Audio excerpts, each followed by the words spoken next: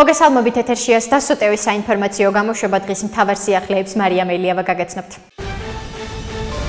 დიასპორის ყოველწლიური ფორუმის ჩატარება ჩვენთვის ძალიან ძვირფას ტრადიციად იქცა. ყოველთვის განსაკუთრებით გვიხარია, რომ ამ ღონისძიების ფარგლებში მსოფლიოს სხვადასხვა წერტილიდან ჩამოსულ ჩვენს თანამოქალაქეებს ვხვდებით. სადაც არ უნდა იყვნენ ჩვენი დიასპორები ევროპაში, ამერიკასა თუ აზიაში, მათი სამშობლოსთან ბმა არ წყდება. სადაც არ უნდა ვიყოთ ჩვენი გული საქართველოსთვის გერს, ჩვენს ქვეყანას მიწა-წყალს მშობლიურ ხალხს ყოველთვის განსაკუთრებული ადგილი უკავია ჩვენს მეხსიერებაში. განაცხადა საქართველოს პარლამენტის თავმჯდომარე შალვა პაპუაშვილმა დიასპორის დღისადმი მიძღვნილ ფორუმზე სიტყვით როგორც შალვა პაპუაშვილმა აღნიშნა, ქართველთა დიასპორები ყოველთვის ხიდის როლს ასრულებდნენ საქართველოსა და მათ ადგილსამყოფელ ქვეყნებს შორის. მათ დიდი წვლილი შეაქვთ ჩვენი კულტურის, ტრადიციების რწმენის, ღირებულებების შესახებ ცნობიერების ამაღლებაში, ასევე ჩვენი ეროვნული ინტერესების დაცვაში, განაცხადა პაპუაშვილმა.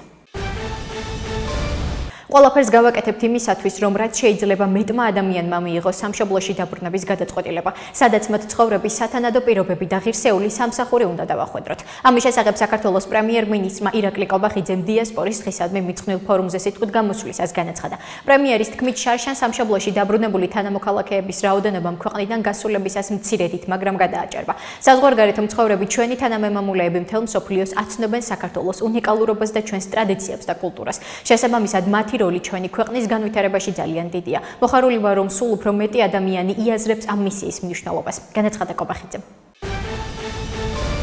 პარლამენტი 2003-2012 წლებში მოქმედი რეჟიმის, ამ რეჟიმის პოლიტიკური თანამდებობების პირებისა და პოლიტიკურ პარტიებში გაერთიანებული მოქმედი და ყოფილი თანამდებობების პირების 2003 წლიდან დღემდე საქმიანობის შემსწავლელ დროებით საგამოძიებო კომისიას უფლებამოსილების ვადას კიდევ ერთი თვით 5 ივლისამდე გაუგრძელებს. ამასთან კომისიის თავმჯდომარე თეა წულუკიანის სესიაზე შუალედურ ანგარიშს წარადგენს. პარლამენტის ბიუროს გადაწყვეტილებით საკითხი მიმდინარე კვირის პლენარული სხდომების დღის წესრიგში ასახულია. დროებითი საგამოძიებო კომისიას უფლებამოსილების ვადა 5 ივნისს ეწურება.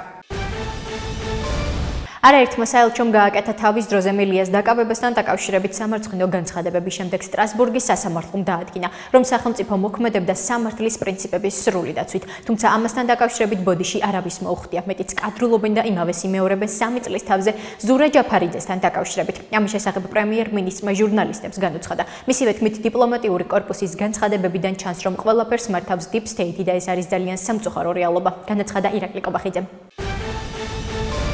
ქართულ ოცნებას გრანტებთან დაკავშირებით კანონში ცვლილებები კიდევ ერთხელ შეაქვს. პარლამენტს განსახილველად კანონის პროექტი წარედგინა, რომლის თანახმად ევროკავშირის კვლევისა და ინოვაციის პროგრამის ჰორიზონტი ევროპა და ევროკავშირის პროგრამა Erasmus+-ის ფარგლებში განხორციელებული გრანტები მთავრობის მხრიდან თანხმობის გაცემის ვალდებულებას აღარ დაექვემდებარება.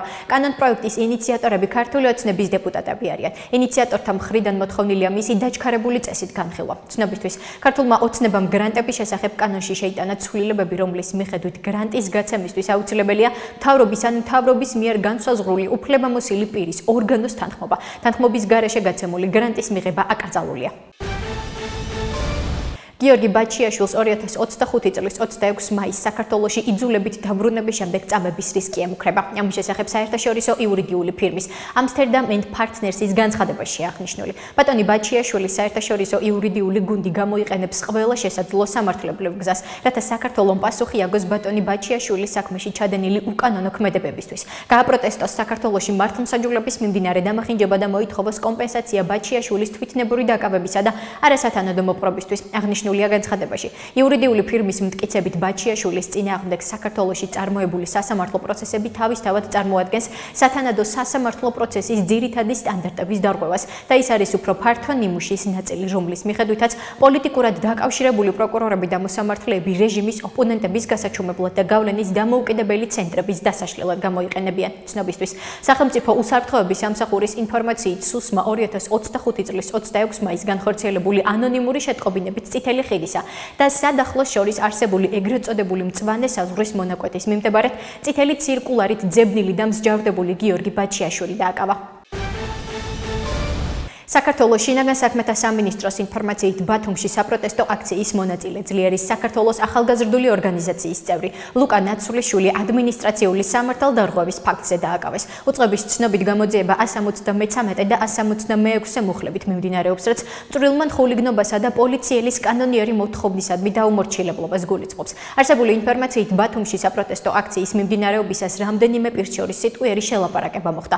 სამართალდამცავებმა მათ წესრიგის დაცვისკენ მოუწოდეს, როსაც ლუკა ნაცულიშვილი ადგილზე დააკავეს.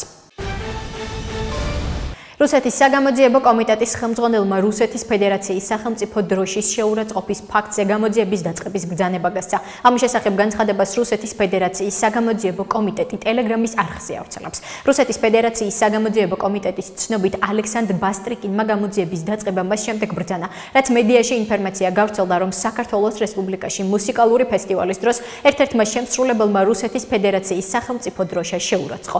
რუსეთის ფედერაციის საგამოძიებო კომიტეტის თავმჯდომარემ მთავარი საგამოძიებო დეპარტამენტის გამომძიებელს დაავალა, რომ ამ ფაქტთან დაკავშირებით სისხლის სამართლის საქმე აღძრან, რათა დამნაშავეები მართლმსაჯულების წინაშე კანონით დადგენილი წესით წარსდგნენ. ნათქვამია განცხადებაში. ცნობისთვის, მანამდე რუსეთის საგარეო საქმეთა სამინისტროს პრესპიკერმა მარია ზახაროვამ განაცხადა, რომ ვითარებას რუსეთის სამართალდამცავი ორგანოები შეაფასებდნენ.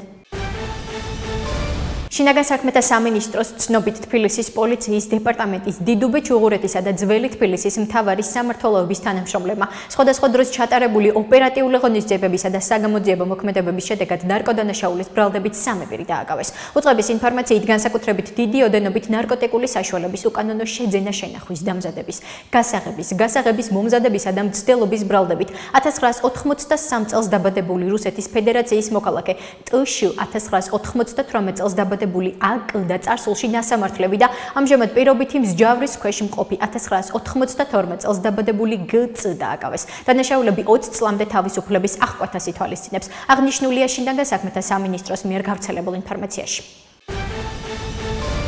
ახლა კი გაგაცნობთ უცხოეთის სიახლეებს.